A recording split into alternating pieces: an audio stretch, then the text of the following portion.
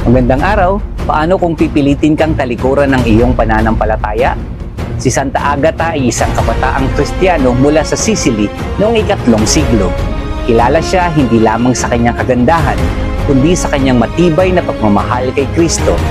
May isang makapangyarihang Romanong pinuno na gustong pakasalan siya. Ngunit tumanggi si Agata dahil inialay na niya ang kanyang buhay sa Diyos. Dahil sa kanyang paninindigan sa pananampalataya, siya ay ipinahuli at pinahirapan. Sa kabila ng matinding pagdurusa, hindi niya kailanman itinanggi si Jesus. Noong taong 251, ibinigay niya ang kanyang buhay bilang isang martir.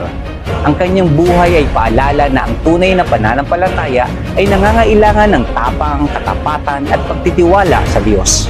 Kung na-inspire ka sa kwento ni Santa Agata, follow, like, comment at share upang mas marami pang tao ang makilala ang buhay ng ating mga santo. Santa Agata ng Sicily, ipanalangin mo kami.